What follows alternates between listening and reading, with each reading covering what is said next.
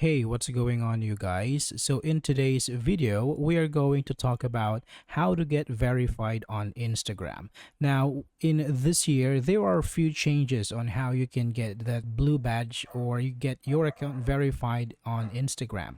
So, first, let's go ahead and open up a web browser here and let's just type Instagram verified. All right, so in the results, let's choose the first one.